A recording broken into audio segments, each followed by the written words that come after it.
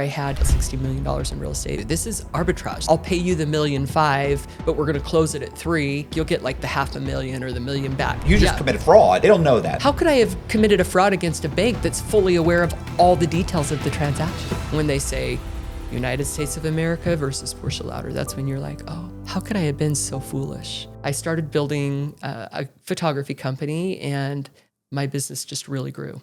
So we have these 2 kids, we buy a house, I start my own company, Chad's working, and for about 4.5 years, life is going pretty good.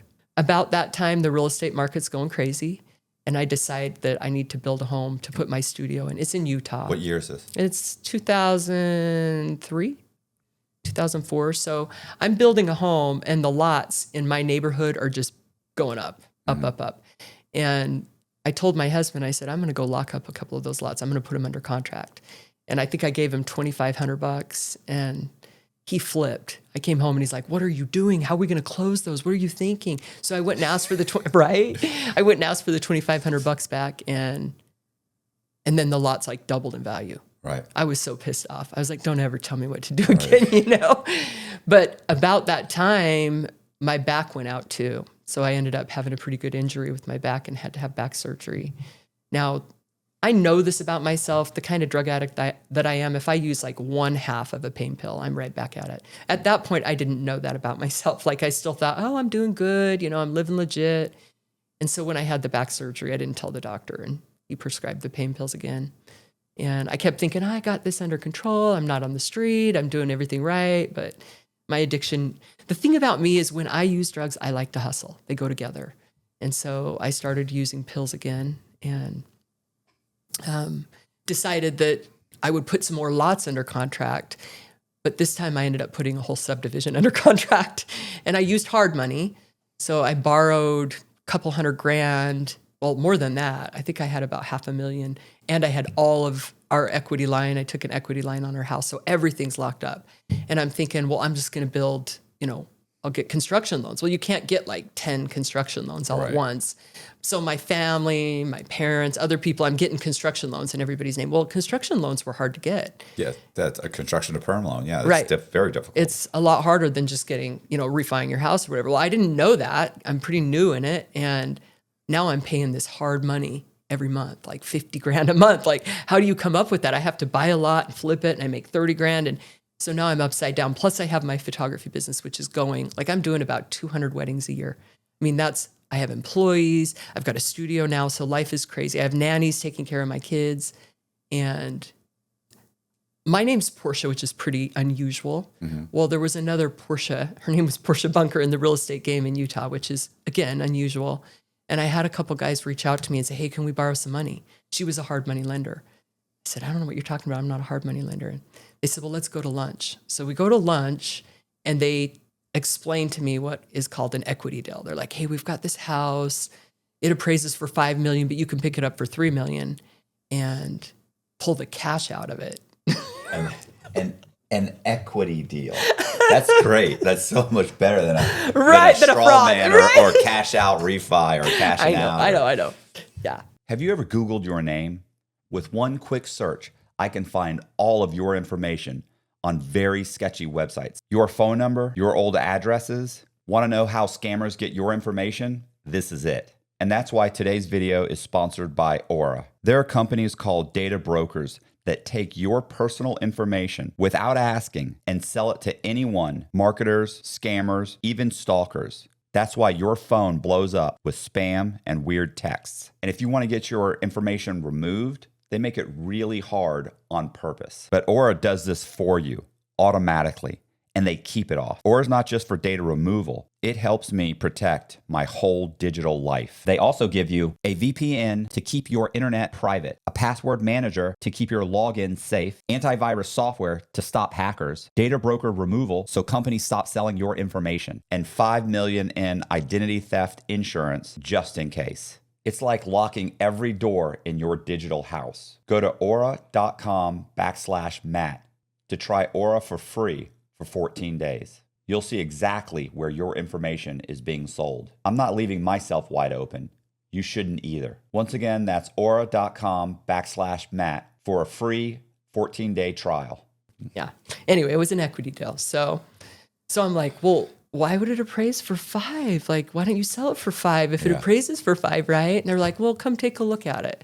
So I go take a look at it and I'm thinking, I don't know, like, so you're telling me that I borrow more than I'm paying for the house? Like, then I'm upside down and I don't know, it just doesn't sound right.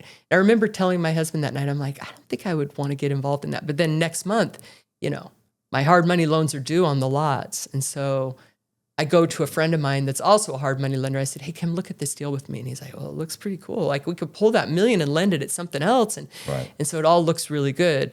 So we locked it up. We bought the house. Now, the problem with the $5 million house, again, is this, you're not going to get a 90% loan. No. And the other problem with it is they're harder to close. Like anything under 3 million is easier to close. Right. So now that's what it is. Under 3 million is jumbo. Over 3 million is jumbo. Oh, I'm sorry. Over 3 million is a jumbo. So under 3 million is just a regular residential. Right. Oh, I mean, that's like. Yeah. I was gonna say. I think in I don't know what it was. It was much lower than that in 2000s. Yeah. No, it was about. I was at the same time. Maybe it was 3. I thought it was a couple million. Maybe it was Florida, different areas. Yeah. It was a couple million. 3 In million? 2004, 2005, 3 million was the threshold. Was it 3? Okay. Well, I didn't know that, though. It's a lot. I didn't know that. So I go lock up this house. I'm trying to get a loan for 3 or 4 million on a $5 million home, and we aren't closing it. So now not only do I have these lots under contract, now I got this house under contract because I bought it with hard money and was going to do a refinance on it, right? So you bought it. You did buy it. Yeah. And you're just trying to refine, pull out the. Right. Oh, wow. Yeah, so now I'm really upside down. And I can think of a way to get the money, but yeah, it's a little more fraudulent than what you've currently done. Well, so now I'm pretty upside down. Well, so now I'm learning too. I'm learning that I've got to lock up houses that are under $3 million. And now I've got people hearing, Portia does these equity deals. Actually, at the time, they're advertising them on billboards in Utah. Use your credit, get cash back, you know? That was blatant. It was crazy, right? So what was the $3 million house that will appraise at 5? Is it, or is it because there's a couple other comparables close by? That's what it is, but they weren't really comparable? Well, what it was that it was just, it had a lot of square footage. It was in a nice neighborhood, but it was dumbed down compared to the comps that were. It wasn't really comparable, but on paper, it's all square footage. You got to have the right square footage in the right location. If you're so I'm learning this stuff, right? If you're lending money, if you're a lending institution in California or New York, it looks like a good deal. But if you were a bank down the street, they'd be like, no. Yeah. Well, Washington Mutual and ABC thought it was a good deal. So they're not local. They're not local. Oh, and they are no longer in business either.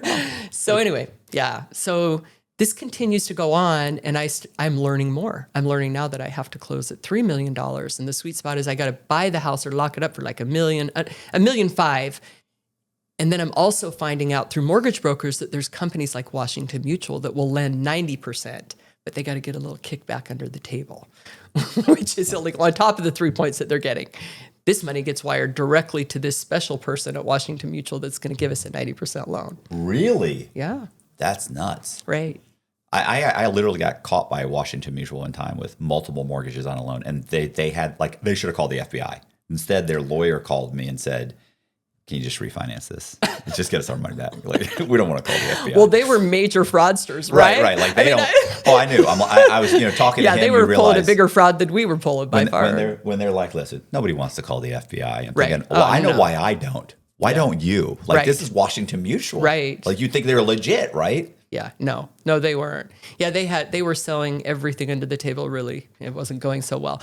The sad part was that when it all came down, I said, hey, I can give you Washington Mutual. And the feds were like, oh, yeah, we don't want them. We're bailing them out. That made me upset. Yeah. I was upset about that. So anyway. So $3 million. Yeah. So now I'm starting to learn, and I'm thinking, you know what I could do? Like if I go in a neighborhood and I close a bunch of them at $3 million, now I have comps. Just close them with the hard money. Sounds very. Listen, I don't want to know. Prior to us doing the podcast, Portia said, "So your crime was what?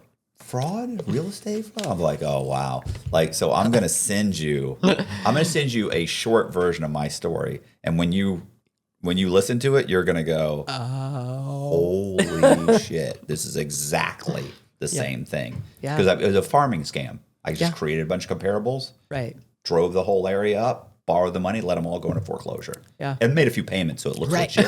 But go ahead. So yeah, and at this point, they're doing the NAGAM loans, no income, no asset loans. And Liar loans. Right, the liar loans. And the mortgage broker is telling me this is what they all do. This is arbitrage. This is what the feds do. They lend at this. So if you can pull $1 million out, we can put it in the stock market. We can make a bunch of money. And so this is just an asset. That's what the house is. And so now I have all these currency traders that hear about me closing these houses, and they come in and say, hey, I want to buy that. So my thing is I'm the middleman. I'll make $100,000 on it. You take the loan because they're qualified. Well, they're qualified based on these loans. And then you'll get the bulk of the money back. You'll get like the $500,000 or the $1 million back. I've closed them and made the comps and locked everything up in that neighborhood. And now everyone that builds a home, I'm locking it up and I'm doing a joint venture agreement with them, right? So I'll pay you the $1.5 million, but we're going to close it at 3, and I'll close it with hard money, which, what do we call that? I can't even remember the name of that. Splash cash. Splash cash. So the money goes to the title company and then it just comes right back to create the HUD. So are you still kind of, because it's, here's the way people hear this, is they think, man, she's balling. But the truth is, what people realize, like I am freaking juggling. I was going to say, that's why I always felt like, they're like, well, how much money you were making? Well, how much you make a month? And I hate that question. It's like, listen, I am selling drugs here. Like I might have $1 million in the bank, but it's tied up in 5 different places. Right. So my account's doing this. Right. It's absolutely what I can do what I want, but at no time do I ever feel like I made $4 million. No. Yeah. At any time I was thinking how, freedom would be living in a home that was worth $300,000 and I owned it free and clear. Like, I mean, that, right? I wish I had just been a middle class, average American, welder. Right. With the dream, the American dream. That could watch my kids play soccer on the weekends and vacation 2 weeks a month and had a retirement. That would be an amazing life to me. Correct. During that time of year, especially. Yeah. It was so heavy and I'm trying to manage all of this and I'm just, the weight of it was awful. Yeah. I've got everything tied up, everything. Does your husband feel sick to his stomach or does he think you're a rainmaker? He does not think I'm a rainmaker. He now maybe, but not then. No, we had some rough years because he's a pretty conservative guy. Right. So he has a normal job. He went to college. He did all the right things. And I told him, hey, you need to quit your job and stay home and take care of the kids. I bet you've heard that thrown in your brought up a few times. He was so mad. I mean, I was like, I can't keep this going. I've got photography. I've got all these real estate deals. People are showing up at our house, and he's like, do you know what you're doing? And here's the sad thing. My husband he works for banks doing marketing, but he doesn't know anything I do, right? So if you're telling him that's perfectly legal, he's like, okay, yeah, it doesn't sound right. He's just like, this is weird. This is a lot. Are we ever going to be okay? So he quits his job and he's taking care of the kids. Yeah, he quit his job. Yeah, no, it's going to get worse. Wait till you hear what happened. It's going to get worse. So anyway, there's some pretty rough years. Chad's just like, I hope you know what you're doing. I got people showing up at the house all the time. Hard money. I hear I'm under investigation, right? How do you hear this? So that Portia Bunker girl, the other one that was doing hard money, she's under federal investigation. 2 things happened. One, the feds are looking at her, so they're going to title companies, pulling her stuff, and they're like, Portia Louder? She must be an alias of Portia Bunker. So they dig into my stuff. So that's a really bad luck. Number 2, it's flying the ointment. You could. How am I supposed to? How do I can't account for this, right? Exactly. I can't account for this. I'm thinking Portia. It's a unique name, but it just so happens I'm tagged to somebody that's also under investigation for fraud. So that was number 1, really bad. Number 2, I made a realtor mad that I wasn't paying him a commission on all the deals I was closing. He came to me and said and I'm like, why would I do that? I don't even need you. Right. So then he starts filing complaints. He goes to the division of real estate. Well, I'm not a licensed realtor. They send me a letter, cease and desist. I'm like, you don't even, what are you talking about? You can't stop me. I'm not a realtor. Yeah. Yeah, but when the FBI, you hear a title company calls and says, hey, they just came in here with and they're pulling papers. And I'm like, subpoenas? Yeah. And so, How's that feel? How's that? oh, it makes me nauseous even saying it right now. Listen, I always say that the amount of heat that shot up from my pelvis into my chest and hit my face, like I was just, when I first heard that, I was just like, that's not a big deal. I mean, I don't know. It's fine. I know about it. It's not a big deal. Look, it's fine. I appreciate you calling me. Right. Yeah. And I'm just You're like, going to throw up. Yeah. Oh my God. Yeah.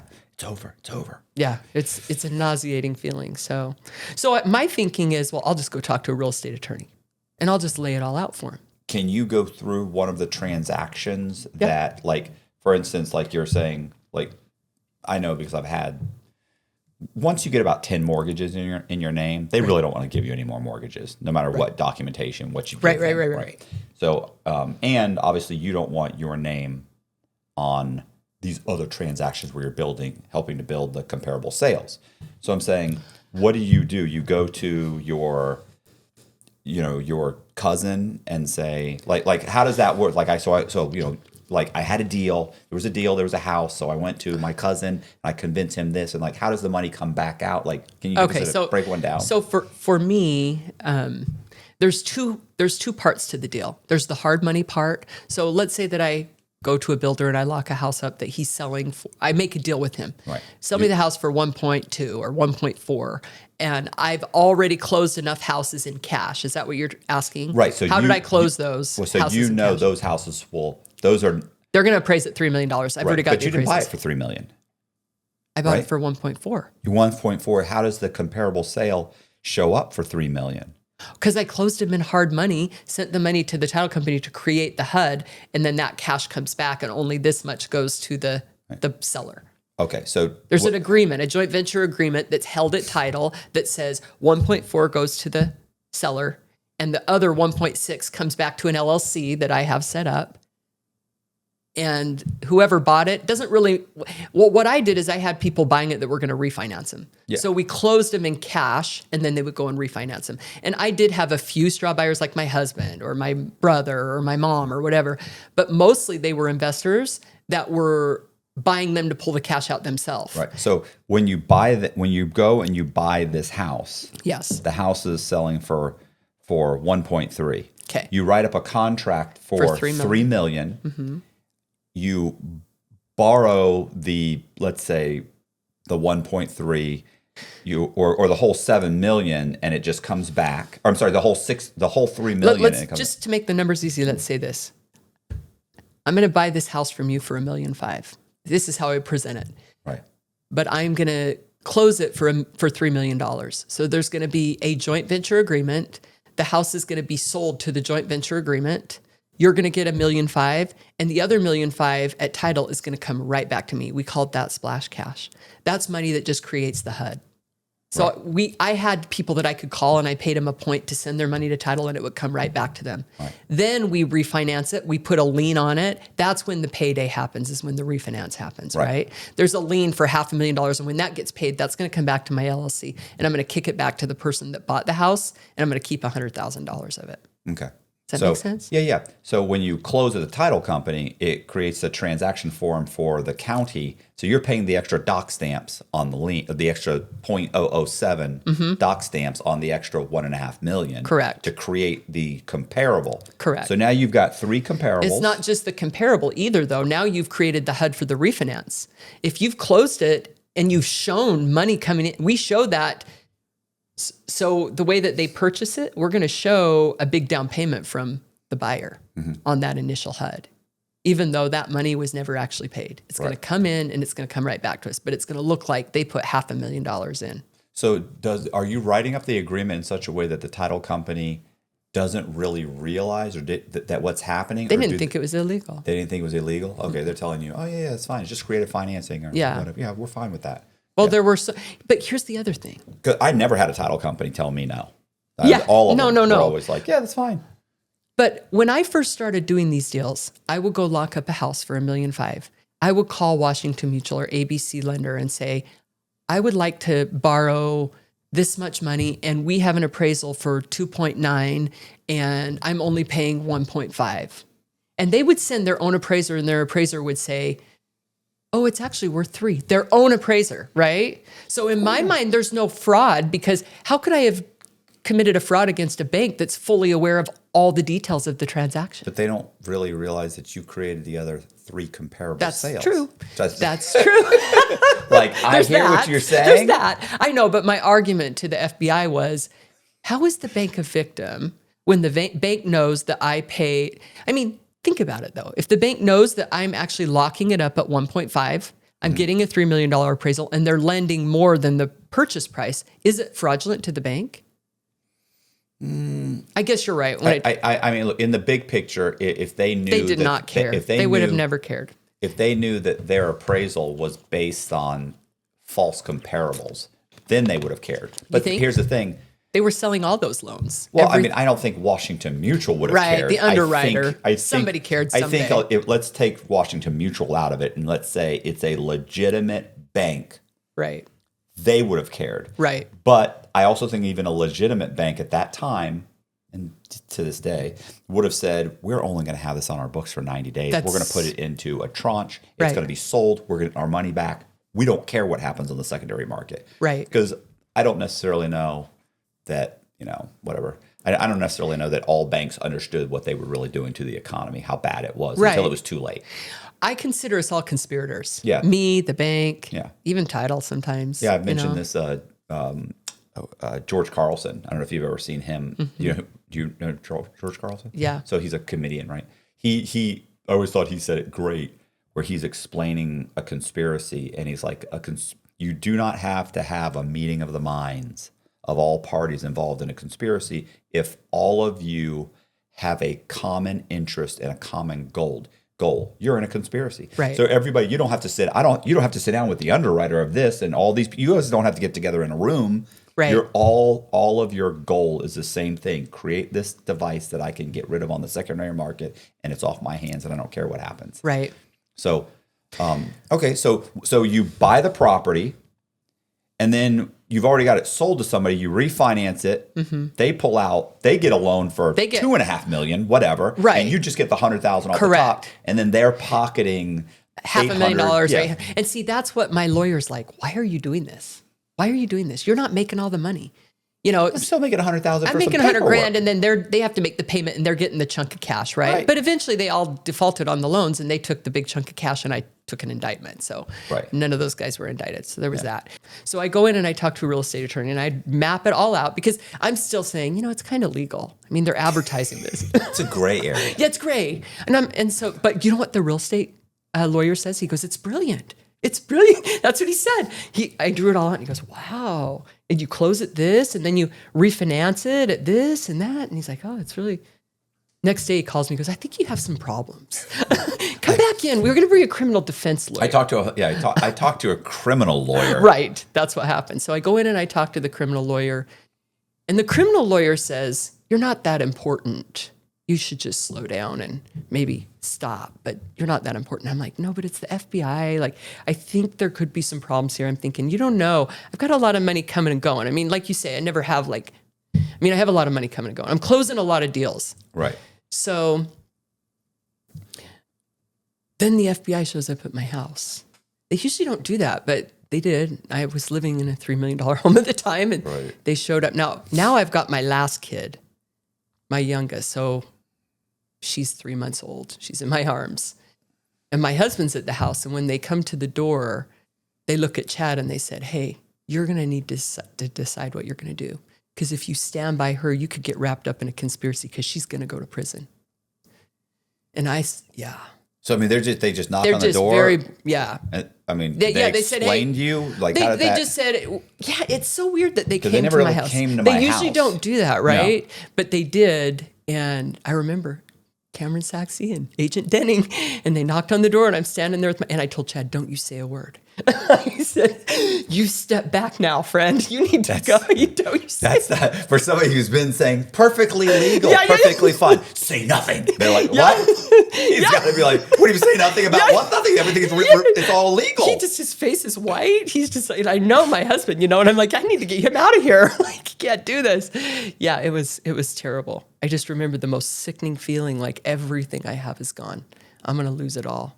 The most important thing, my family, you know. I've got these kids that depend on me. I have kids in high school. I've got these kids in elementary, and I got a new baby, and I got a husband, and my husband quit his job, and he's home taking care of the kids, and he hates me. Like he's going to leave me. Like it's all gone, right?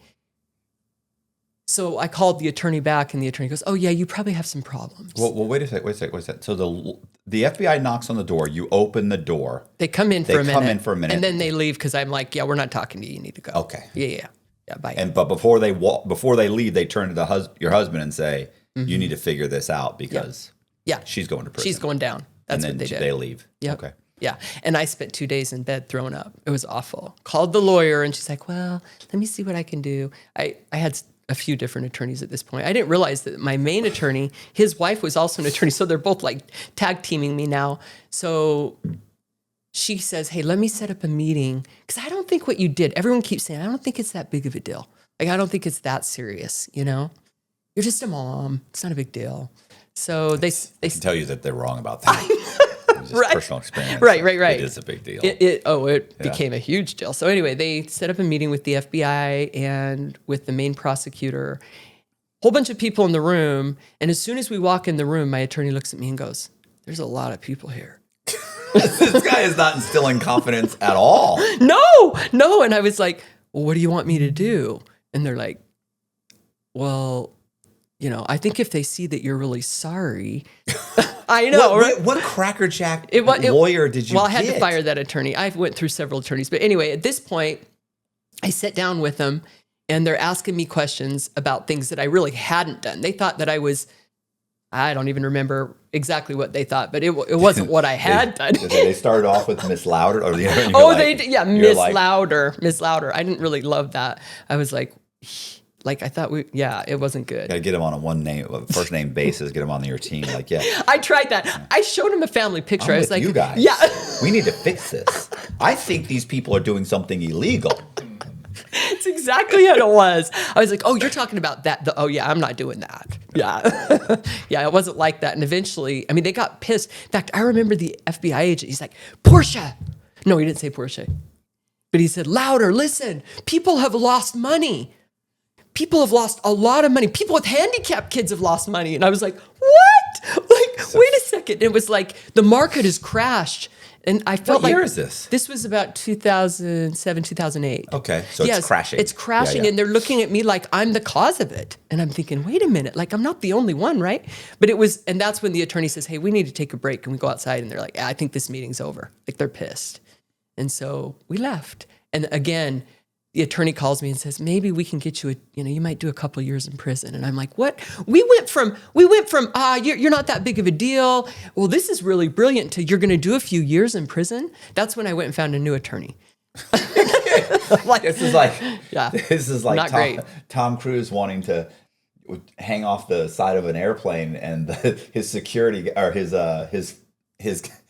whatever the stunt guy says, "You can't do that," and he says, "So I got a new one." Yeah. So I'm just going to keep looking for one until he's going to say, "Okay, yes, you can hang off the side of it." That's exactly what I did. I was looking for it's a really bad strategy. I know this now because you can eventually find one that will tell you didn't do anything wrong. As long as you give me enough money up front. So that's what I did. I went and found a lawyer. He wasn't a really good lawyer, but he came highly recommended. Very expensive, out of Boston. He used to be a federal prosecutor, right? He told me I was brilliant. Cost me a lot of money to hear that. I ended up doing a lot more time too, but at the time, I wasn't about to have an attorney that was going to tell me I was going to prison. Not at that point. So I hired the attorney and spend everything we have. And we audit things and we go through and now and I have him go talk to the FBI and explain to him why what I did wasn't illegal. And now the FBI's pissed. And now the prosecutor's pissed. And this drags on they didn't even indict me until 2011. So I'm like paying this guy to come into town and meet with them and trying to talk him out of it. And, it's not going to happen. They're going to indict me anyway, right? So eventually, and I'm on pretrial release. So I'm home. And I'm still kind of trying to keep the family above water. And my husband's really angry at me now. Now, this is when the marriage gets rough. And really rough. And I'm just telling him, I know I've ruined your life and you probably should leave. Like, you should probably go. And he's like, and do what? I got all these kids. Like, what are we, now? Buy a Porsche? No. And it was just bad. In fact, I started a trucking company and said, go drive a truck then. Go do something, And now his dad comes to me and he's like, what have you done to my son? Like, he's up in Montana driving a truck and he's really mad at me and things just aren't going great, right? And I remember at one point I said, well, we should just get divorced. And he's like, I hate you. He's like, what have you done? Like, what have you done to us? And then he called me back the next day and he's like, Portia, like, for real? I love you and I love our kids. We can work through this. And he told me when he called me back that day, he's like, I knew then that I would stay with you no matter what, that I would stick it out. And I was pretty sure you were going to prison, but I was going to stand by you. But things got worse. So things got worse. It's hard to imagine, right? So eventually they indict me and they indict Chad. Oh, really? On a conspiracy charge. Superseded the indictment and hit it. Yeah, he's in the house, right? I used his credit. I mean, of course I used his credit, right? Of course. He bought a couple of houses himself, signed the documents. He signed the documents, right? And so now they indict him on a conspiracy and they indict my brother because my brother is also wrapped up in this stuff. And then my brother now, and I mean, God bless him, I understand. But the next day he goes in and turns and says, hey, I'll turn on her and Chad because he's scared. And I'm like, I get it. Like he wouldn't have done well in prison anyway. So it's good that he didn't go. I see you're 110 pounds talking to your 200-pound brother saying, listen, you're soft. Yeah. You can't handle. Kind of the case. It was kind of the case. I was like, yeah, just take your deal and be done. You're not going to do well. You're not cut out for this like me. I'm a gangster. I'm the leader, right? So, oh my God. Yeah. Yeah. So even after I was indicted, I'm dragging it out. I ended up getting rid of that lawyer and getting another attorney. And at a certain point, like, they are so mad at me now. Like, I've got the FBI mad. Everybody's mad. I'm mad. And I'm going to go to trial. That's what I decide. I'm going to trial. I'm going to the death. And if I have to, I'll fall on the sword and I will take all the heat and they'll let Chad off. But that's what's going to happen. And I remember... Well, you are delusional, I right? was so delusional. Yeah, I was, really, I had fought my way out of a lot of hard situations and I could not see a way out. I would not take the deal. So 3 weeks... Did they offer you a deal? Yes. I had a deal that was 4 to 6 years on the table. Okay. Mm-hmm. I would get RDAP, so I'd get a year off. And I remember my lawyer saying, please take the deal. I was like, I'm going to trial. But here's, by the grace of God, this happens. So 3 weeks before my trial, I'm standing in a courtroom in the federal courthouse in Salt Lake City. My husband's standing there with me. And in the courtroom next to ours, the U.S. Marshals shoot a guy 5 times because he stood. I know this is very. Whoa. Yeah. What happened there? So it was his first day of court and he stood up with a pencil in his hand. He was from a gang and he was mad at the guy that was testifying, and the marshals, instead of tasing him, they shot him and killed him. Right. So it was kind of a thing. At the courthouse, they locked the whole courthouse down. The marshals come running through. I mean, this is unusual, right? The marshals come. Yeah. You don't see it every day. They come running through the courtroom. The judge goes, something's going on. Let's lock down the courthouse. So my husband and his attorney, now he has an attorney, everyone has an attorney, and they're walking down the front steps. Somehow I sneak out and go down the back steps, and I walk out the front of the courthouse with the paramedics and the man that's been shot. And when I walk out, the press is all there and they want to hear what happened. Yeah. And they ask you? Yeah. And so they come up and I said, well, the U.S. Marshal shot a guy 5 times and killed him that had a pencil in his hand. My husband walks out and he's like, what is wrong with you? He's like, come on. And he like grabs me and we walk away. And before I'm even to the car, my attorney calls and says, you're on the 12 o'clock news. What were you thinking? Do you have any idea how mad everybody is? The ATF wanted to come out and present. Why would you do that? She goes, they are so mad. And I go, I am mad too. We're all mad. We're all mad. She's like, you'll be at the courthouse tomorrow morning. And I went to the courthouse the next morning and they revoked my pretrial release and locked me up. They were so done with me. And then they take me to the county jail and take my clothes and throw me into a cell. And I spent a week, locked up like that. Pretty much had a nervous breakdown at this point. I've really never been in jail, right? So it's like, you were what? Had you even been processed? You've been processed. Oh yeah, they just called me and told me to come down and do my fingerprints, and then but I that's left. very minimal. No. And I still had an attorney that I was paying to tell me I was innocent at that point anyway. So I'm gonna walk out of this. But anyway, so I'm at the county jail. I have a full-on mental breakdown. I just saw a guy get shot on his first day. I'm 3 weeks out on my own trial, and my husband. If we both end up convicted, my kids are gonna be without parents. So I got the weight of the world. I'm broke. Everything is going I have a full-on mental breakdown. I can't even speak. They ask me my name, I can't even say my name. I'm just completely not well. And a week later, when they finally let me out, my husband comes and gets me, and my attorney I go to meet with my attorney, and I can't get the words out. My attorney says, we need to do a mental evaluation. So they locked me up again and ended up sending me on a plane to, they kept me for a week again in the medical unit, and then they shipped me to Pahrump, and then they shipped me to SeaTac. I know, all the Con Air experience in chains and shackles. I've never even, experienced jail. And when I get there, I call my husband, and he goes, listen, they're doing a mental evaluation. You better get yourself together because they could keep you locked up forever. You better figure this out. And so for 30 days, I meditated, and I'm like, okay, I got this. Eventually they said that I was competent to stand trial. They shipped me back to Utah, but now I've been locked up about 3 months, and I'm thinking, they're going to let me back out, and I'll go to trial. No, they're not going to let me back out. They're going to keep me locked up. And I remember my attorney meeting me at the federal courthouse and saying, hey, listen, your behavior while you're locked up doesn't look good, because I pushed the emergency button like 1,000 times. I'm pissed off. It's not going well. And I said, yeah, well, I don't like the way they treat me.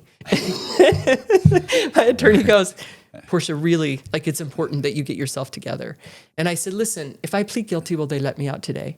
They had just argued and said that I wasn't competent to be released. But if I pled guilty, they'll release me. I said, am I competent to plead guilty? Yeah. If you plead guilty, they'll let you out. So I pled guilty, and they let me out that day. Now, by the grace of God, I pled guilty, right? But then pled guilty, but to a guideline range, correct? I pled guilty to a guideline. What is it now? Well, now it is, it was 0 to 7 years. I told him, I still had the 4 to 6 range, but because I can't imagine that I'm going to have to do 4, I say, well, how about we start at 0? And they say, we'll start at 0 if you'll bump it to 7. I'm like, sure. I just want I know it's so, this girl right here, I'm thinking I'm going to get 0, right? I'll take the 0. Once I get to talk in front of the judge, he'll understand. Yeah. The judge will know. I'm a really good person. I have kids, right? Yeah. So I plead to this. Every gang member that walks in that courtroom. Yeah. 0 to 7 is what I plead to. But as soon as I get out, I try to revoke my plea. Oh, now I have made everyone so mad at this point. I have 6 months, and then I walk back into the courtroom to be sentenced. And boy, do I remember that day, because when I walked in, I'm standing there with my husband. My husband and my kids are sitting behind me. I go sit down, and as soon as I sat down, when you're in the courtroom like that, it is a very leveling experience. It's like all my denial and BS slips away, and I can see, he's going to max me out today. Right. When they say United States of America versus Portia Louder, that's when you're like, my whole country's against me today. They're the superpower. I'm going down. And so I knew I was going to get the max. And I remember looking back and thinking, this is going to take a really long time. Sorry, Chad. It's going to be rough for a while. The judge gives me the chance to get up. I get up. I just say, I probably deserve what you're going to do today. What year was this? This was 2015, February of 2015. Okay. I don't know. I was going to say,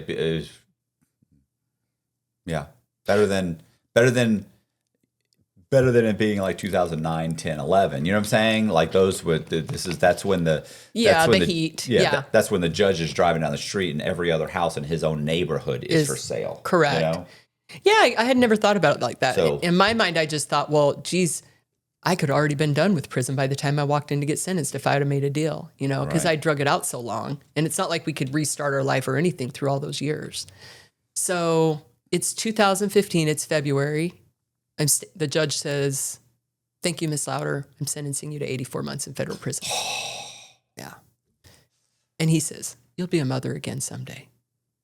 that's when I was like, I'm pretty sure he can't take that away from me. I remember looking at my lawyer, and my lawyer goes, and he goes, and your restitution will be $11,322,000. I go, will he take a check? And she looks at me, she goes, shut up. Because at this point, I'm like, this is ridiculous. Right. And the prosecutor had argued that, and I probably had close to about $60 million in real estate, but I'm like, I never got no $11 million. Of course, the way they do their math, right? Like the amount that the house dropped in value based on this and that. And I'm like, if I had 11 million, I wouldn't be here right now, right? But that's what they hit me with. So now the judge was mad, even though I had been on pretrial. Usually they'll give you, you get to self-surrender because I wasn't a flight risk or anything. But the judge goes, no, lock her up. Get her change. They wanted me out the courtroom. He goes, marshals, take her into custody today. And I remember, this is the same judge that has been going through this with all you this. So yeah. By this point, it's valid. He's so over me. He's really frustrated, right? It makes sense. And my lawyer, even the prosecutor goes, we're not asking for that. My lawyer goes, hey, I don't think that would be the best. I mean, her kids are here. And he's like, take her into custody. He was ticked. Here's the crazy part. My husband stands at the podium. He goes, I want to hear what Mr. Louder has to say about this. Now, keep in mind, Chad hasn't even pled yet because I'm going to go to trial, right? And we're waiting on everything and then I had pled and he's still kind of hanging out there because I said, look, don't plead unless they will not give you a felony because you can't even go back to work in banking if you have a felony. So I'm like, we got to work this out. So the judge, my husband stands up and my husband's crying. And he's like, Your Honor, please don't do this to her. Please give her time to say goodbye to her kids. She's going to need that to get through this prison time. This man's a saint. Like, he's seriously a saint. I remember looking back and going, whoa, like, I married really well, like, whoa. And the judge said, I'll give her 8 weeks. I'm like, I didn't even need a lawyer. I just needed a good husband. Yeah. Yeah. Yeah. So he gave me the 8 weeks, and I remember on my way home going, I couldn't even talk. I was in such shock. I was like, what have I done? Because that's when all the denial's gone now. And I'm just like, what have I done? I don't know about you, but for me, I just remember thinking, how could I have been so foolish? How could I can see it all so clear now. And how could I have traded everything worth anything for money? Money's just nothing. It's not. Like, I could see that it just didn't matter. I mean, I had 8 weeks left with my children. I had a 14-year-old, a 12-year-old, and a 7-year-old now. Got 2 older kids that are married, and I'm thinking, what was I thinking, I couldn't even talk for a couple hours. Chad's like, are you okay? Are you going to be okay? And I'm just like, I don't even know what to say. So I spent that 8 weeks. I had an eBay business at that point too, and I just told Chad, I go, you can take that over. I'm done. I'm not doing anything else. I'm just going to spend time with my kids. And then 8 weeks later, Chad drove me to Dublin, California, because they don't have federal prisons in Utah. Really? Yeah. Okay. No.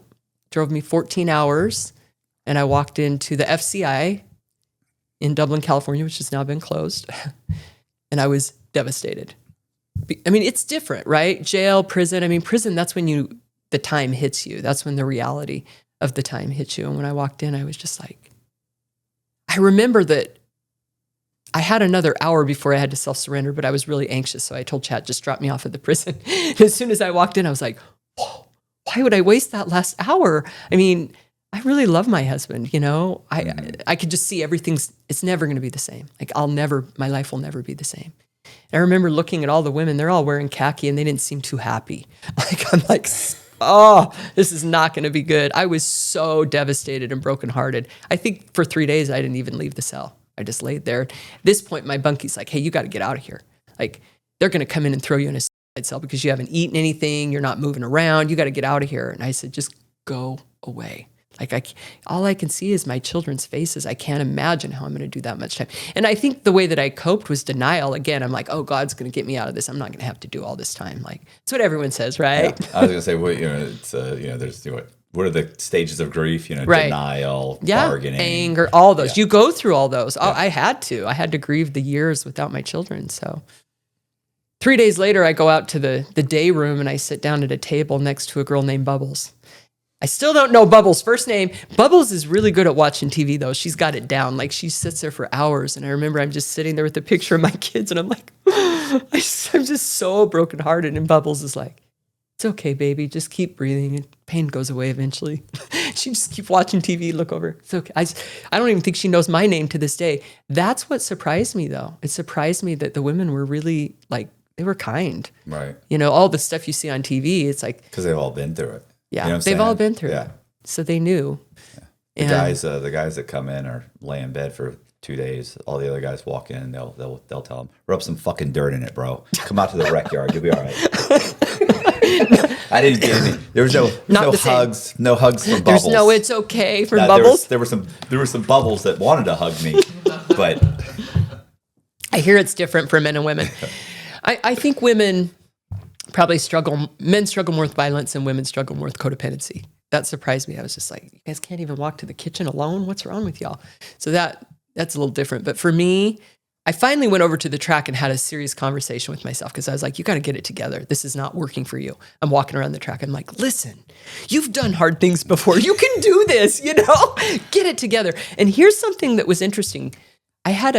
They made me go to a counselor when I was dealing with the whole pretrial thing because they knew I wasn't well. Like I wasn't really considering things. I was stubborn. They're like, you need to talk to a counselor. And I remember telling the counselor, I was like, I can't do 7 years in prison. So that's not going to work for me. And the counselor's like, that would be really hard. He's like, yeah, it would be hard to go to prison for 7 years. He goes, you know what's worse than that? Staying out here and being stuck in your addiction. That's worse. He's like, because in prison, you could still become an amazing person. You could still be a good mother in prison because you're out here in your addiction. You're no good to anybody. Well, I didn't care that he said that because I'm like, I'm not going to prison. I don't even know what you're talking about. Then I'm walking around the track and I'm like, I can become an amazing person. It's going to work out like that. I'm holding on to that. And that really did guide me. At that point, I was like, okay, I'm going to go find a job that I want. Went to education. I got a job. What was your job? Well, I taught classes, but also I wrote a curriculum and taught photography classes because I taught the basics of that. ACE course? Yeah. Yep. Taught an ACE course. I taught the real estate. ACE real estate course. Right on.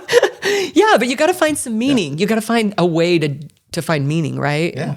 So I did that. Now, here's the problem I had. I was still really stubborn. So I'm blogging about the prison and I'm talking about how messed up it is and all the things. Bad idea. Such a bad idea. The lieutenant calls me over and he goes, listen, Louder, you're going to make your time a lot harder on yourself if you do this. And I was like, that sounded like a threat. And I know you weren't trying to threaten me. He's like, we're going to put you in the shoe. We're going to ship you to a different prison. Yeah. Well, yeah, believe it or not, I can blatantly threaten you. I'm subtly doing it because I don't want to have to do paperwork, but I can blatantly threaten you. Right. So it's just like, that. And it's like, hey, this is retaliation. We don't really care. We don't care. That. Right. So, So anyway, he puts me in the shoe. They keep me there 3 weeks. And then they ship me to Minnesota. And I got to go through all the chains and shackles. You know, the U.S. Marshals show up with their big shotguns. I'm like, oh my gosh. It's serious. It's so serious. You're like, this is real. Like, I filled out some paperwork. I'm like chained and shackled to another girl, Diamond, this time. She's doing 30. I'm like, what? Diamond. Chained to Diamond. And Diamond's looking at me like, here's the crazy thing. So they put you on the plane. They give you that nasty bologna sandwich, that green stuff that's all greasy. Everybody says that. Oh, I loved the bologna sandwich. I had no problem with it. Everybody's always complaining. It was gray. It was fine. No. When I sit down, luckily the girl next to me, she's like, don't eat the bologna. She goes, here's the thing. If you get sick, they ain't going to let you use the bathroom. So don't be eating that bologna. I was like, okay, I'm going to listen. I didn't eat the bologna. So I got shipped to Pahrump. There were a bunch of us. By this time, I haven't had any water or anything. I honestly think I ended up passing out at some point. Like it was bad because everyone's telling me what to do. I'm nervous. It's taken hours. I don't dare ask to go use the bathroom. I'm chained and shackled. Finally, we get out to Pahrump and then they put you in a holding cell for hours too. One girl wraps toilet paper around herself because she's so cold. It's miserable, the whole transport thing. 3 weeks later, they call my name again. They ship me to Grady County, Oklahoma, which is like, we walk in and we hear a guy being tased in one of the rooms. And Diamond says, you can't treat us like this. We're the feds. And by this time, I know way better. I said, unchain me from Diamond, okay? Diamond has a bad attitude. She's going to get me tased. Yeah, I'll let Diamond take her own chances. So they did. They put Diamond in an isolation cell and they took me up to General Pop. I was like, bye, Diamond. You're on your own. So I spent 3 days there. And then they put me back on the bus. And this time I'm on the bus with a bunch of guys, just me and one other girl. And the guys are yelling at the officers and stuff. Right. Hey, sweetie. Oh, hey, I turned baby, around. hey. You know what I said? I go, you guys need to knock it off. I go, if you want me to talk to you, you need to be respectful. And they shut up. Yeah. They're just trying to get attention. They're just trying to get you to turn around and look at them. I did turn around and we had a decent conversation. It was fine. No cat calls or anything after that. So it was actually kind of cool because we watched the sun come up and I remember thinking, you know what? I can do this. I can do this. Like, it's beautiful. I'm sorry. Did you ever fly on the airplane Club Fed or? Oh, Con Air. Yeah. Did you say that? Yeah. Did I miss that? I was on Con Air multiple times. By this time, they picked me up in Dublin, took us to Pahrump on a plane. Then they put me on the bus. Okay. Then they brought me back, put me back on the plane, took me to Oklahoma. Then they put me on the bus, took me back to the plane, and took me back to go to Minnesota. I don't know where I was when you said the plane. Yeah. Con Air. Yeah. Club Con Air, Fed. Yeah. So it's all duct taped and everything. And you're like, for real? Yeah. It's Con Air. It's rough. It's rough. It was what always killed me was you realize after taking that plane that the way they take off is so outrageously, fast and bumpy and straight up. Like, they don't mess around. They're not fucking around when they come down. Like, you realize like these commercial pilots that take off gently. Right. You don't really realize you've even They're left, trained to do that. and they come in nice and like you're like, so this is how it's supposed to be. And in the Con Air thing, it's rough and it's bad. Yeah. Yeah. So I get to Minnesota. The thing I remember about Minnesota is we were on a bus for a long time. None of this time I know where I'm going because they don't tell you. They put me in the shoe, then they ship you, and they don't tell you where you're going, right? So at this point, I get to Minnesota, and there were a couple things happen. One, I just felt really far away from my family because I've seen my family once or twice at Dublin, but I know now, like, they're going to have to fly out to see me. They can't. I've left Chad completely broke. He's trying to rebuild and living with a neighbor. I mean, it's not good, and I'm not going to see my family. So when I got there, I went and found a job that I like, because that's the first thing you want to do, find a good room and a good job. And I worked in the reentry department, and I just go outside and I just bawl. I think I cried for like 6 solid months. I was just sad because the reality starts setting in. I'm going to have to do this time. I'm going to be here a while. Yeah, I'm going to be here. And also, what have I done to my kids and my husband? Like, what the heck? What have I done? And I remember they gave me RDAP, but I'm still pretty stubborn, right? And I'm blogging, and they're like, we don't care if you blog. We don't care. I mean, yeah, you're not that important, right? Like, I mean, I'm grateful I blogged. It helped me stay connected to my community, but I didn't have any like sword with my blog or anything. And so they put me in the RDAP program, and I'm ticked about it because I'm already mad that I'm in prison, and I go and sign out, go back. Yeah, I was going to say, that's a good attitude to have when you start. Yeah, it's going to last. That's going to do really well. Yeah, it didn't. But a year later, when I am more... I'm realizing, I'm going to have to do all this time. So I go back to RDAP and I said, hey, can I come back? My bad. And I remember him saying, why should we let you back in? And I said, well, because I want the time off. And they're like, that's not getting you back in the program. And then I said the truth. The truth does win. I said, because I'm really stubborn. That's why I got a 7-year prison sentence. I said, if I were smarter, I would have taken the 2 years. I go, so I need help. And they're like, yeah, that'll get you back in the program. Yeah. So. Yeah, So they've got the right frame of mind now. Right. So I did RDAP, and they made me a leader in the program, and I killed it. Like, I ended up learning things that I waited my whole life to learn. It was good for me. So I have a question, because this is what all the guys, all the kind of the con men, the fraudsters, the smart guys on the compound, they always sailed through the first two phases. Because I used to say, the first 2 phases, they're basically trying to get you to use utensils and say thank you. Trying to get you to the point where you're a decent human being. Well, these guys come in a decent human being, right? Yeah. It's that third phase that they just obliterate these guys. Manipulation, right? Just, all the things that are true. Right. So these guys typically are so overconfident in the first 2. They're like, I'm flying through this thing. Then they get to the last one, and you see them walking around the compound, afraid to talk to anybody. Right. They're like, it's bad, bro. It's bad. You're like, yeah, you thought you were killing it. I was killing it. It's phase 3. Can't look at anybody. I'm mentally. I had a friend, Nico, who's super smart. Nico is 135 pounds and 5'7". He was the nicest, smartest guy. He was thrown out of the program for mentally bullying his 2 cellmates who were two black guys in there for drugs, thugs, guys that have home invasions, 6'2", Right. and I mean, and they and he got kicked out. And I'm like, what? He's like, bro, I don't understand what I said. I mean, like anything I do, they come after me. I'm getting pulled up left and right. He's like, I'm not doing anything. He was the nicest guy. Yeah. He got thrown out of the program.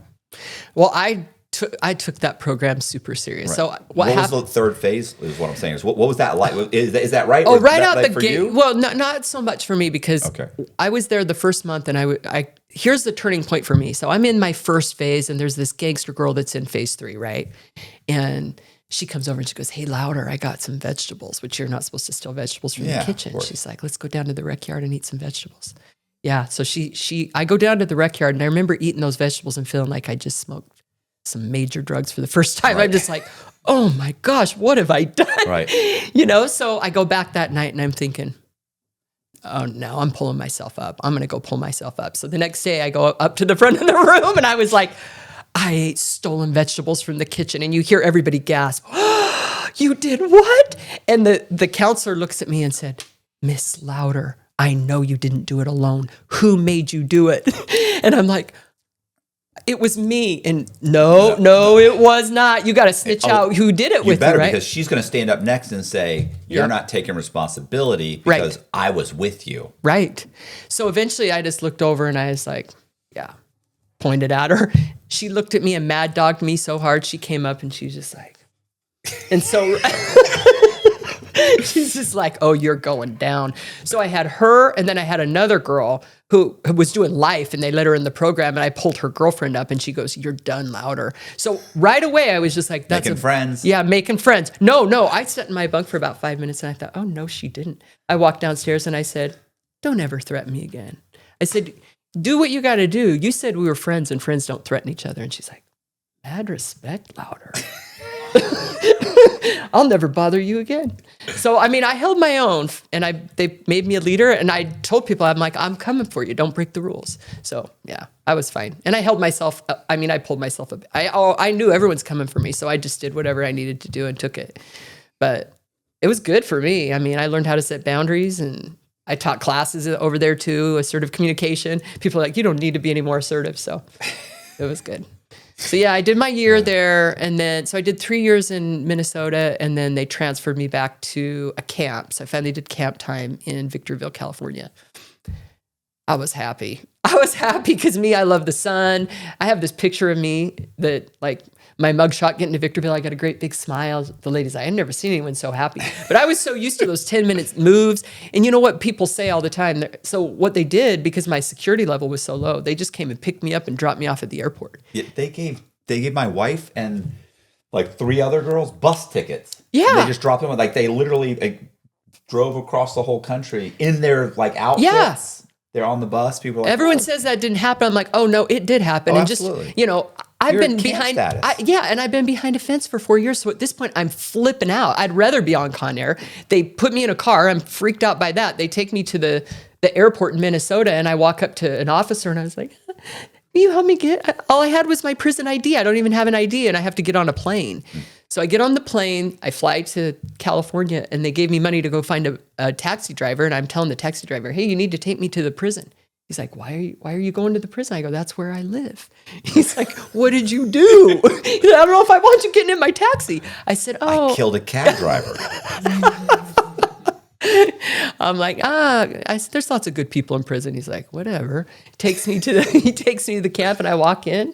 But a lot of people knew me, because I don't know about you, but with the feds, they transfer people around everywhere. So people knew me from Dublin and transport, and they're like, "Hey, Louder." And I was known for the girl that was blogging about the prison, right? So they're like, "Hey, Louder, come on in." And they were happy to see me. And what I loved about the camp was we just had a lot of vegetables and fruit there, because we ran the compound, so we always had good food. So that was good. But the bad part was, so they called me in 2 months after I got there, and they said, "Hey, we're sending you home. You did everything." They scheduled my date for May 9th. They were going to let me go have some halfway house time and get back to Utah. How much halfway house? 6 months. Okay. So how long had you been locked up? At that point, just over 4 years. At some point, is your husband coming to see you? Yeah, I saw my family a couple times when I was in Waseca, and then Well, I told them don't bother coming out because they're going to ship me home, right? Like I'm coming home. So, so they told me they'd send me home on May 9th. This was about April. So I'm calling Chad and I'm like, hey, I'm coming home. My son's graduating high school. I'm excited. And then May 7th, they called me back and said, hey, we screwed up. We're going to keep you another 3 months. Yeah. Dicks. Yeah, it was rotten. I remember that nauseous. I go call the husband and my husband's just like, man, these people suck. Like, I mean, he's like, so I remember just everybody's like, man, they did you dirty, Louder, if they do that to me. And that was a real turning point for me though, because what I decided was I was like, I am not leaving prison a victim. Keep me another year. I did too much work. I'm going home free. And I said, whatever, make the best of the 3 months. So they do what they do. I do what I do, you know? You just kind of become stoic, kind of like. Yeah, do what you got to do. I'll do what I do. I'll spend more time in the sun. And so I ended up going home on May 9th. It was pretty cool too, because, or August 9th. I remember the day that I go home, because I used to teach classes and say, we're here to become amazing people. And they're like, what are you talking about? I'm here for a certificate. I want a certificate to give my counselor so she stops giving me shit for not programming. Right. But I was not. I was all about like, we're here to become amazing. People are cheering us on. And they're like, nobody likes us. Nobody's cheering us on. I'm like, no, the world is cheering us on, you know? I know. Like, Look, I'm an optimist. Were you a super dapper? Did you ever hear the word? Do you ever hear the word? I heard the word super dapper, but I really wasn't. I was saying that whether I was teaching in education. It's what got me through my prison sentence. Yeah. Like I'm going home. My life's, like I'll do whatever I have to make the most of this time. So the day that, I walk out of prison, you know how long you wait for that, for them to call your name, right? I remember walking out and I have this little box. All these women have given me notes and cards because I really did love them. Like I worked in the reentry department. I was helping them prepare to come home, writing resumes and stuff. And one of my friends comes in. She's like, congratulations, Louder, on becoming an amazing person. And I'm like, oh, because I kept teaching classes like we can become amazing, Right. And when I walk out, everybody comes out cheering for me. It was pretty cool. They're all like, we love you, Miss Louder. We love you, Miss Portia. And then I walk out the front of the prison. There's my husband waiting with flowers. So that was. Oh, I thought he wasn't. No, he came to pick me up. Oh, okay. The day that I came. Yeah, he wasn't going to let me ride the bus home at that point. I just told him not to come out and visit, but he's waiting for me. And I'll tell you, like, I really love him. Like all that he and I have been through together. I remember holding his hand for the first time and thinking, this is way cool. Like this is better than being married, man. Like this is better than the day we got married, I remember feeling very overwhelmed. Like I was super, I tried to go into a gas station and ran back to the car. When I got to the halfway house, I told my son to bring me 4 brown t-shirts because that's what I wore when I was locked up. I was like, I'm not trying to do anything different. I just wanted to keep things really safe, and I was at the halfway house for a couple months. I remember feeling really weird, like just wanting to go back to prison, thinking I'd rather be in prison than here, I remember a guy comes up and he sits down next to me. He's like, are you okay? Because I wasn't used to being around men or anything. And I said, I feel really weird. Like, I don't want to be here. I want to go back to prison. He's like, I saw your husband and your daughter come visit you last week and they seem really great. You'll be all right. And he goes, you know what surprised me the most about prison? And I was like, what's that? And he goes, that mayonnaise makes everything taste better. And I was just like, that's when I knew. I'm like, I got to talk about it with other people. Like this experience is different. And I can't, because I live in a community of people that haven't been to prison. And so I started blogging and talking about it out here. And you said I live in a community that people haven't been. Right. Okay. I lived in a pretty high-end community. Okay. Yeah. So I think it's probably, yeah. I guess there's some neighborhoods where everybody's pretty much been to prison. Yeah. Yeah, there are. Yeah. I just felt like I saw the world in a lot different way.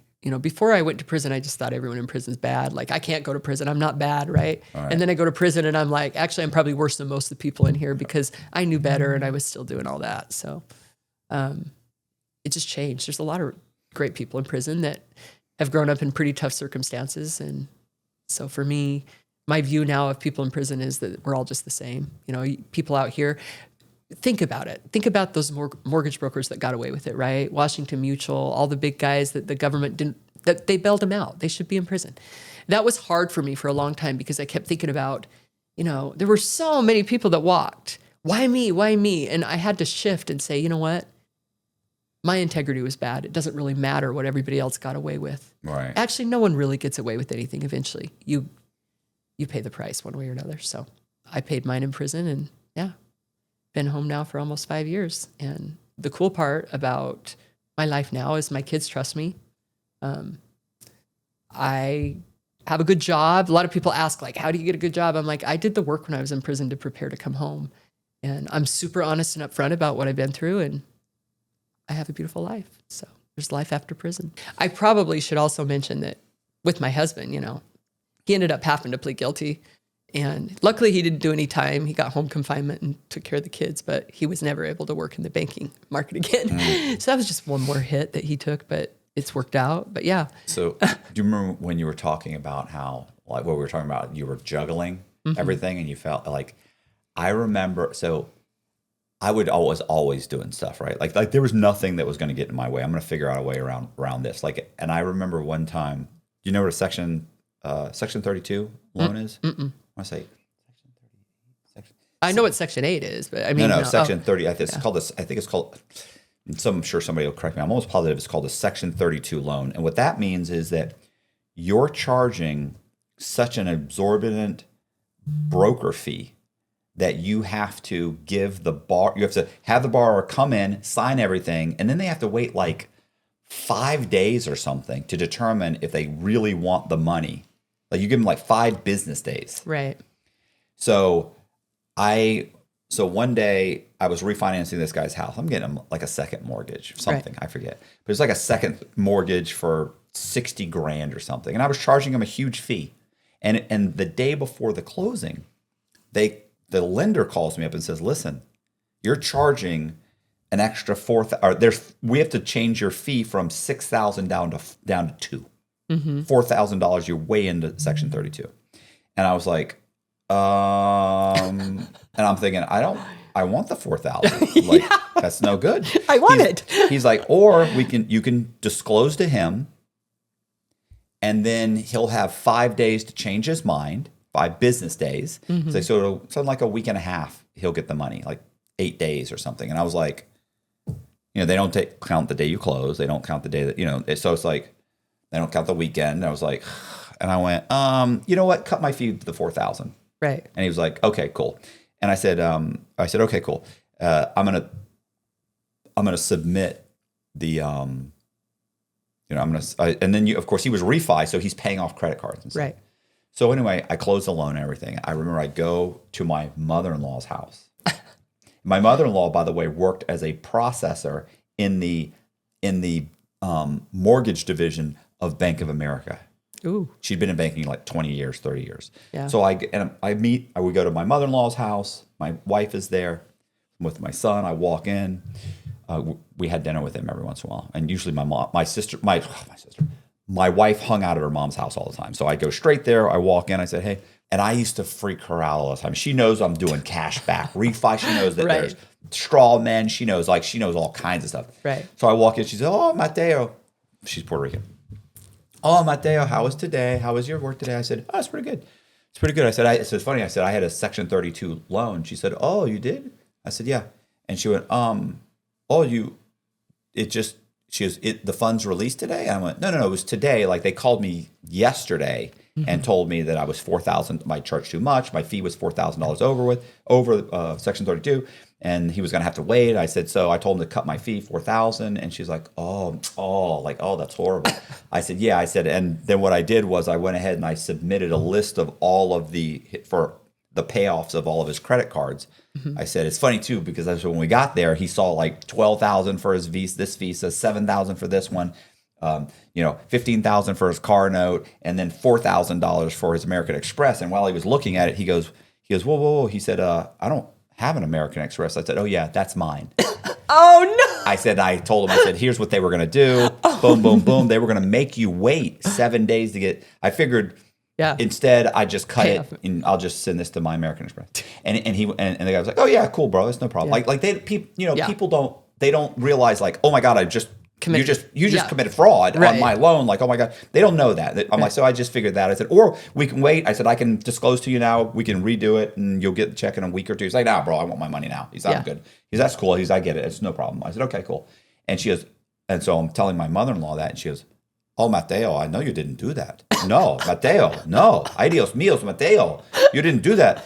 And I said, and I looked at her and I went, I pulled the check out of my pocket. I opened it up and I go, Kayla, and I handed it to my wife and I said, send that to American Express. And she goes, gotcha. And I mean, my mother-in-law just, you're going to go to prison. And I was always telling her stuff to freak her out. And then, of course, it was always, you're going to go to prison. You're going to go. And I did go to prison. Yeah.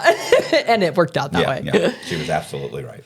You know, I don't know if you ever get this, but I recently shared on social media that I was doing these joint ventures or occupancy fraud. And I'll get people that call up and they'll say, well, and basically what they're saying is I'm trying to do that right now. But it's different, right? Like I had this guy call me recently and he goes, so you're saying that if we do the joint venture and we get cash back, but the bank doesn't know about it, that's a problem? I'm like, yeah, that's a problem. Yeah. Anytime you're lying or omitting information from the bank, you're committing fraud. Yeah, unless that joint venture... You could be charged with fraud. Right. If that joint venture agreement is disclosed to the bank, but they weren't disclosed to the bank. So yeah. It's a problem. So apparently there's gurus out there that are telling people they can do this. You know? No doubt. There's tons of there's guys right now that are helping you create what's called a synthetic identity.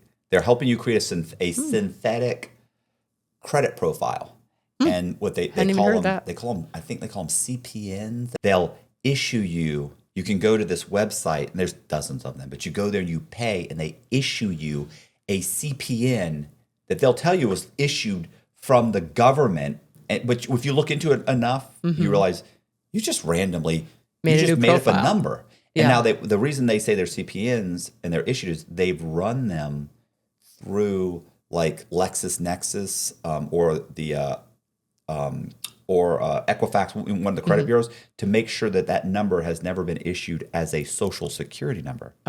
So really what they're doing is they're giving you a social security number that either is a child's that hasn't been used yet, or it's never been issued yet. So they issue you one, and then they tell you, apply for some credit cards, you'll get denied, or go get a secured credit card. And then what they do is they say, if you pay us more, we'll add you to existing credit cards. And then people put their credit card on a website, and for $30 a month, they'll add you to their, you don't ever get the credit card, but it shows up on your credit. Yeah, to build credit. So you do this for 6 months, and now you've got a Matthew Cox with a perfect payment history and 800 credit scores. Wow. And then you can go buy or do whatever you want to do. Yeah. And yet these guys will argue. There are people that will say it's legal. Argue. It's there are videos on YouTube of guys saying, the guys that run the websites, absolutely 100% legal, and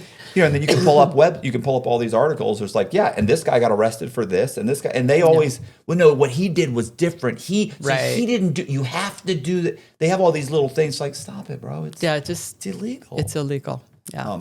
But I have people all the time. They reach out to me or they'll reach out to you and they'll want to pay you for your services, and then you kind of start to realize like, this isn't, you want to pay me because you want me to help you figure out how to commit fraud. Yeah. Right. Or hey, here's what's going on. How do I this? How do I that? No. What you do is you stay on your job another year. Right. Facts. They don't want to hear that. Yeah. No, yeah. Okay. I like joint venture agreement. Sounds so much better than conspiracy. It sounds icky when you say a couple of conspirators. I know. My conspirators, we're joint venture partners. Right. Or what else did you say? I like splash cash. Sounds so much better than illegal kickback. Or, wire fraud, money laundering. Well, the feds have horrible terms. I don't like it. I've changed it. I know when I got to prison, when people ask, what did you do? I'm like, I got involved in some illegal real estate deals. I keep it simple. I don't need that 19-count indictment of money laundering, wire fraud, mail fraud. It is what it is, but yeah. That's the same thing whenever people ask me. I'm like, I was convicted of bank fraud and various related bank fraud charges. And they're like, well, what do you mean? I'm like, do you money laundering, wire fraud? You start naming them off, it starts sounding really bad. Yeah, I know. You sound like a crime boss now. No, just did some illegal real estate deals. Fine. Equity deals. Equity deals. Made a mistake on some paperwork. I made a mistake. Let's really trim this down. What was the dollar amount on your indictment? Is that what it? No. Her. You mean my restitution and what they? Yeah. What did they? I was gonna say, what was the potential? They give you the. They said it was 80 million, and then they hit me with 11,600,000 restitution. Yeah. But you're good for it. Yeah. I told him, like, I said, I'm like, will you take a 2-party out-of-state check? I'll get that right over. Yeah, I'll be paying restitution for the rest of my life. It's fine. My initial restitution, well, initially what they said was loss. This is like, my lawyer told me this the first day we met. I'm like, what am I looking at? What this? She's like, well, they said, it's $26 million. And I was like, $26 million? And I was like, where is it? What is that? Like, I was like, maybe that's borrowed or something. Right. Like, maybe that's borrowed. And right. she's like, no, that's what they're saying is loss. That's the loss amount. And I'm like, that's insane. Right. Then it came down to, it was like 21. Then it was 15. Yeah. Then it got to, my PSI says 9.5. And I was like, I'm not going, I'll go to trial. I'm like, there's no way. And then I got it down. And how they came up with my 6 million? Oh. They went, well, the guideline is between 6 and Right. 9.5. The next one down is 6. And then the next one down below that is 3.5. And we know we can prove 3.5. And they're we've got the, like, Yeah, on we've got the the run. docs on that. Right. Yeah, while just the Secret Service has 3.5. And I was Right. like, it's probably true. Yeah. And so then they were like, so where do you think you are? I was like, probably below 6, between Right. 6 and 3.5. And they were like, we're going to go with 6. Right. I was like, well, because it looks better for them, right? They've got to show. They like the big guidelines. number. They like the big number. Yeah. Yeah. So. And it's so funny too, because I just feel at that time when I was sentenced, they actually had to have a separate hearing where all of the parties that lost money had to send in affidavits and proof that they had lost that money. My loss was, is it around 6? Would you be okay with 6? And that was my proof. Where I realized, like, had I been sentenced 3 or 4 years later, Yeah. I could have said, well, I want to actually see the documents. And I don't think Washington, I don't think anybody would have shown up. Right. They wouldn't have said anything. I think Yeah. I'd end up having owed $500,000 or something, because I don't think anybody would have shown up except for the hard money lenders. They're Right. They Yeah. have an issue. Yeah. The hard money. They're lenders. holding resentment. That's on them, right? My wife took our nap, Yeah. so every once in a while she'll It's go. dangerous to hold a resentment. You don't want to do that. Every once in a while I'll be like, no, we can do this and this and this, and she'll go super optimism, and she'll walk away. She'll throw out I these love terms. her. Yeah, we got to talk. It's so funny. Yep. Grandiose thinking. Yeah, exactly. Grandiosity. Yeah, for sure. No, I just, at that point I was like, oh, 11 million. Okay. Like, I'm like, you guys are worse with the numbers than me. Yeah. Like the way that you guys come up with this, not okay, but whatever. So here I am with an $11 million restitution. So you had 8 weeks before you had to turn yourself in. What were those 8 weeks? 8 weeks like for you? Yeah. So I remember the 8 weeks that I had, I just realized, and this became more clear to me when I was in prison, that like none of the money mattered at all. What I had been hustling for and trying to make just was completely irrelevant. I remember watching my kids sleep one night and just thinking, how could I have been such a fool? If you sleep hot at night, you know how disruptive that can be. Whether you're having trouble falling asleep, you're waking up sweating in the middle of the night, or all of the above. That's where Ghost Bed can help. As the makers of the coolest beds in the world, Ghost Bed is your go-to for cooling mattresses, cooling pillows, and cooling bedding. From their signature Ghost Ice fabric to patented technology that adjusts to your body's temperature, every Ghost Bed mattress is designed with cooling in mind. So whether you want a plusher mattress that cushions your shoulders and hips, or a firm option with exceptional support, your Ghost Bed will keep you cool and comfortable all night long. When you purchase a Ghost Bed mattress, your comfort is guaranteed. You can try out your mattress for 101 nights, risk-free, to make sure it's the right fit for you. Plus, they offer free shipping, and most items are shipped within 24 hours. If you're not sure which Ghost Bed is right for you, check out their mattress quiz. You'll answer a few questions and get a personalized recommendation. Even better, our listeners can get 50% off site-wide for a limited time. Just visit ghostbed.com/Cox and use the code COX at checkout. Again, that's ghostbed.com/Cox with the code COX at the checkout to save a whopping 50% off site-wide. Driving my son to school the next morning, and I'm crying, and my 14-year-old son is like, Mom, it's okay. It's going to be okay. And I'm thinking, what have I done? I was fortunate. I just decided at that point, posted on Facebook, hey, I'm going to prison. Anyone that's willing to help my family get through this, I would appreciate it. Because I could see, like, for me, I was leaving my kids and my husband in a really bad situation. And I was fortunate. My community was like, yeah, let us help. My husband went and lived with someone for a while in their basement. Like, it was really, had to completely start over. I have no idea why he would have stuck it out with me, but he did. But it was tough. I mean, I've had people say, wouldn't it have been better just to go to prison? But I'm grateful that I got the time. And I've had people say, why the heck did you self-surrender with the 7-year prison sentence? But I'm like, seriously, where am I going to go? I mean, you've been on the run, right? I met women in prison that were on the run that they were like, yeah, it sucked. Like, it was worse to be on the run, always looking over my shoulder. Once you get to prison, that's when your sentence starts. And I wasn't going to run to Mexico with a family. Like, it wasn't going to happen. I didn't have any money at that point either. I didn't have no $11 million. So, yeah, Right. It was tough. Yeah. I actually loved being on the run. It was probably part of the best time of my The life. excitement. But I'm not a You didn't have a bunch person- of kids that you were dragging with Right. you. Like it was just kind of, for most of it, it was just me. And I wasn't some guy who was driving around in a car with a broken taillight and a body You had in the money. trunk. Yeah. I had money. Yeah. I had, like, if I got pulled over, like, I have a driver's license issued by the state by like the state I'm driving in, Oh, yeah. North Carolina driver's license, South Carolina driver's license, Yeah. Nevada driver's license. I've got all these like, I can go into the DMV and they'll issue me a driver's license. Yeah. And you don't really know my story, but I would, at one point, this is where it got to. Not that I haven't stolen identities. Like, I would put an ad in the paper. It would say, good credit, bad credit, no problem, home loans available, call now, free applications. Right. And people would call and I'd, pick up the phone, hey.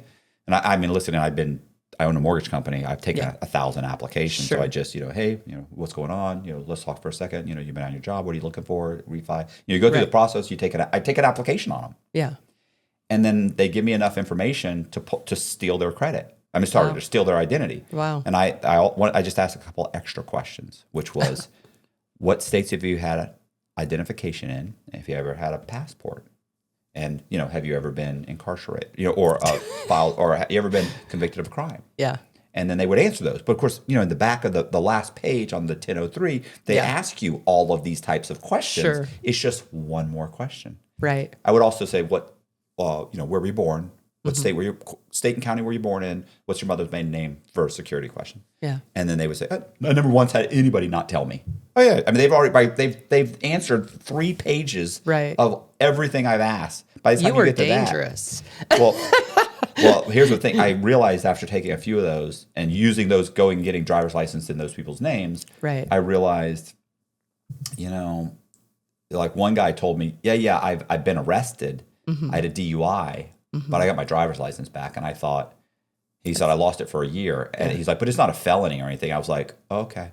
And I remember thinking to myself, what if this guy loses his license again and I'm driving around? That's what I'm thinking. That's really rude. Right.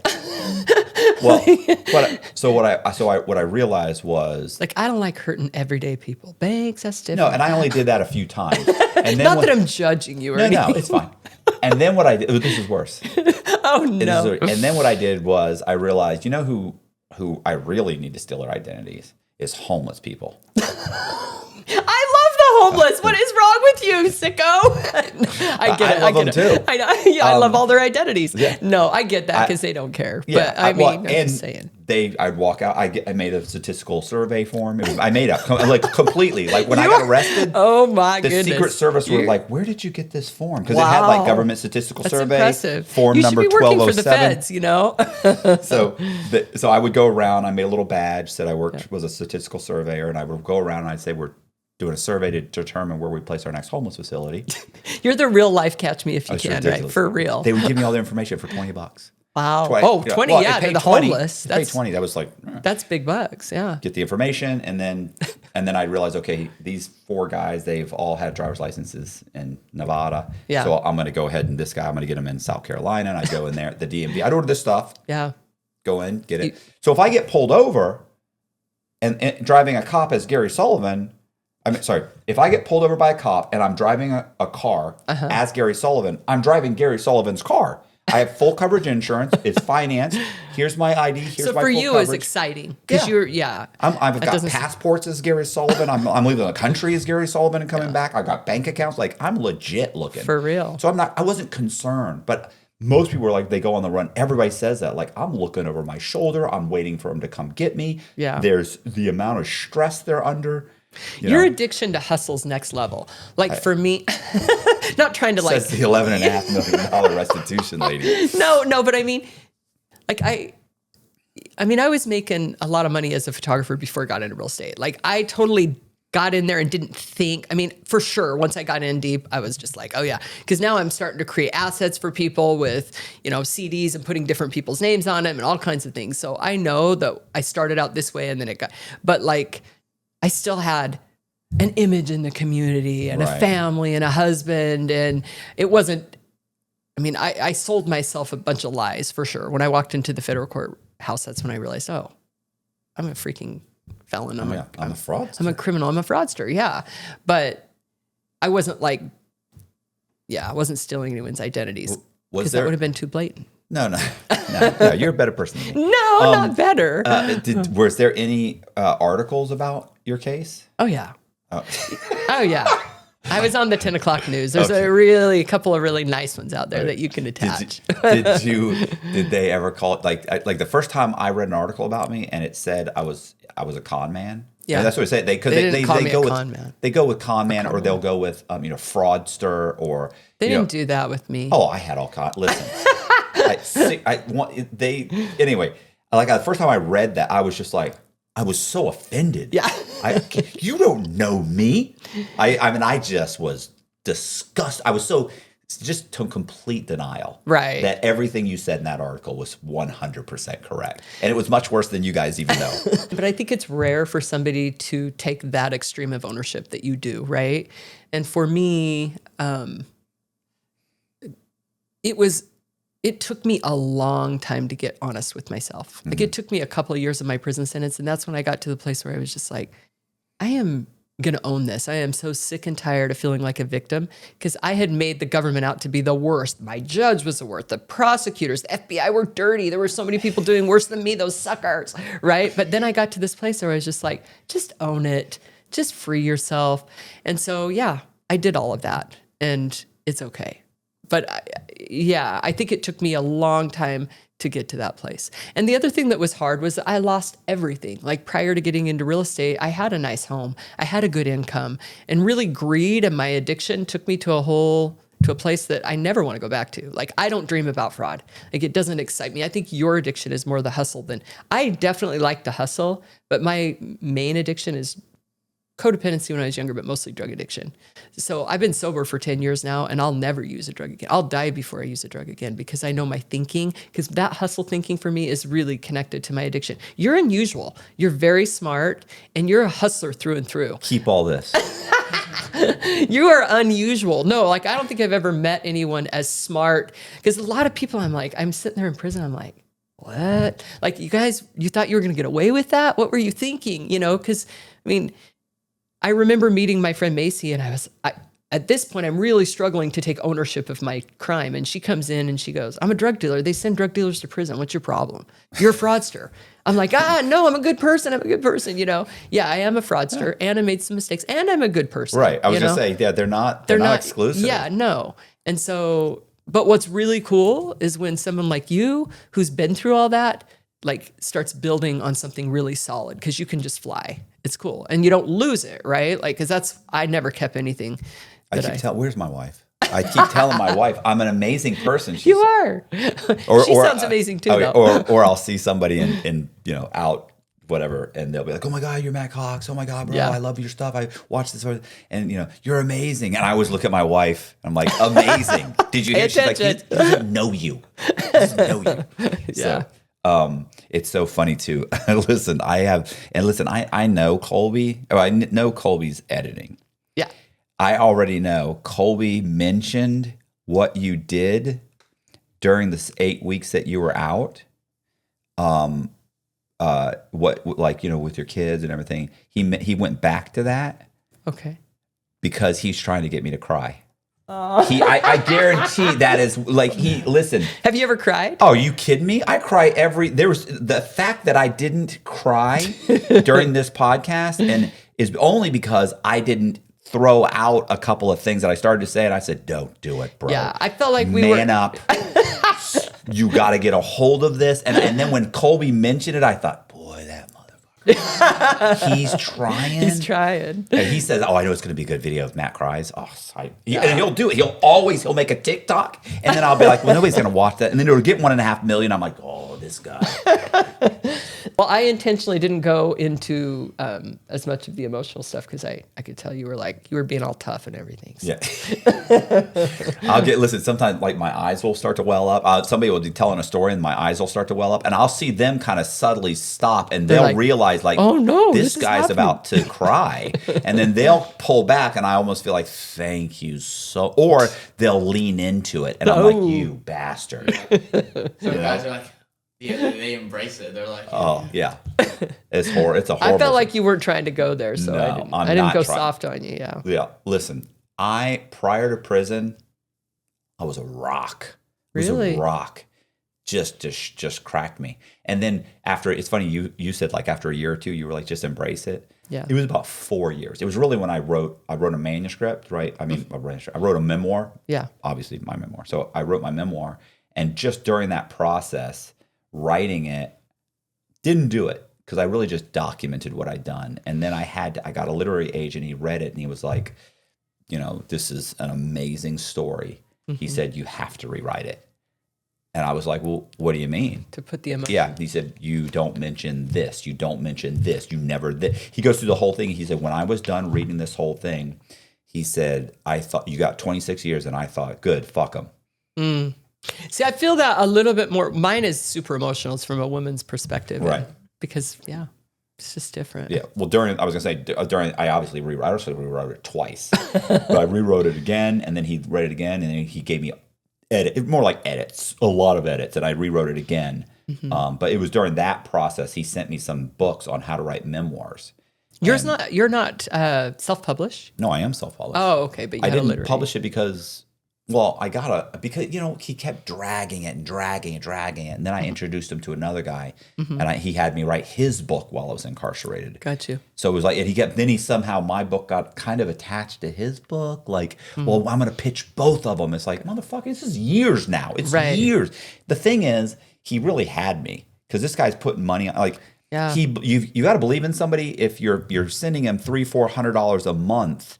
He was sending you money. He's sending me money, wow. and he's coming to see me every 2 or 3 months. This is a literary agent, so it's like, yeah. What do I have to lose here? This guy believes in me, right? Pretty much the only literary agent that really answered. It's hard to get a literary agent. I self-publish, and to have somebody come and see you and pay.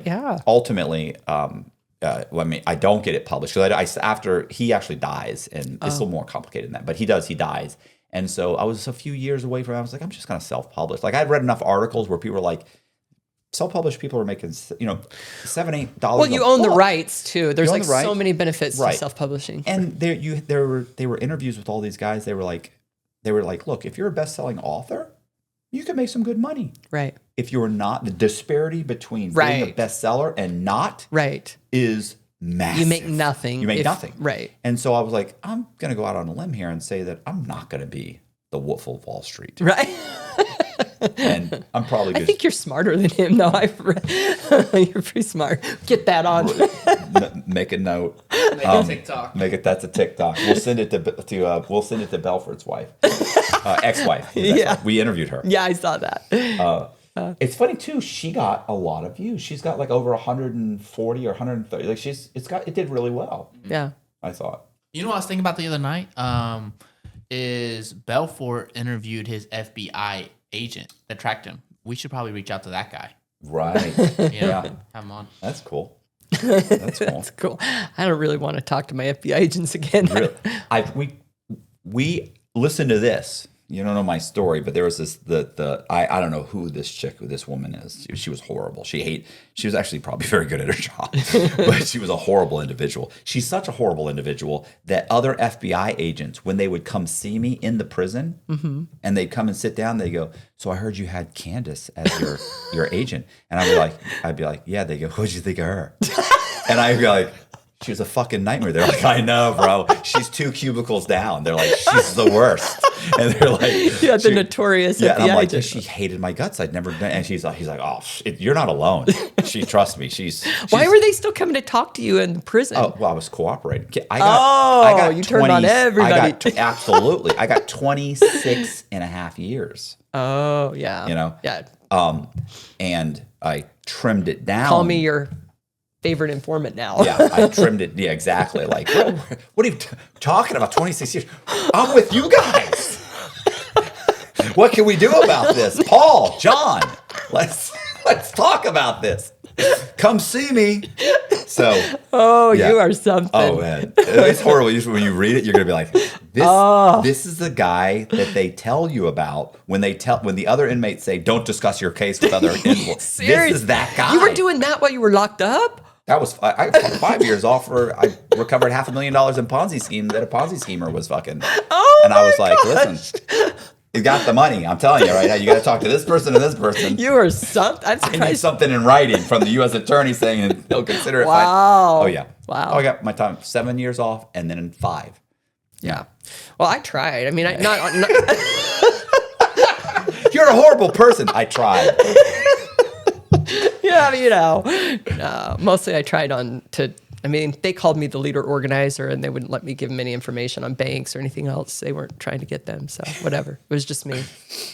So You really have to listen. You've got to listen to my story. I'm going You're to gonna die laughing. I'm going to on my way home. I'm going to listen to it on the plane. I'm going to message you and say what and yeah. I'll send you Yeah, the. how long is your?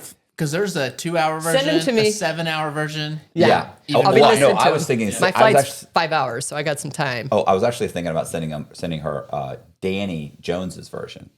And because do you know who Lex Friedman is? Sounds really familiar. Yeah, he's a big time podcast. Like there's like Joe Rogan and there's like Lex Friedman. And you were on his? I was 6.5 hours. Whoa. I mean, I thought it was maybe 2 or 3. When he had a little clock.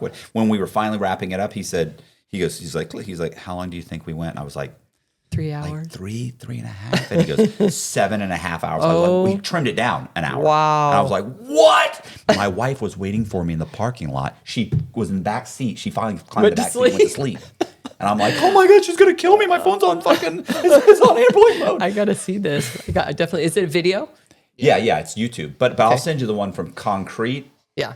It's reasonable. It's a reasonable length. Yeah. Like it's like 2 hours. Well, send me. I'll listen to it. Hey, you guys, if you like the video, do me a favor, hit the subscribe button, hit the bell so you get notified of videos like this. Also, we're going to leave all of Portia's social media links in the description box. So just go in the description box. It'll be one of the first ones there. You can click on it. You can go to her Facebook and her Instagram and her YouTube and all of her other social media, and you can subscribe and follow. I appreciate you guys watching. Do me a favor, please consider joining our Patreon. It's $10 a month. It really helps Colby and I make these videos. Thank you very much. See ya.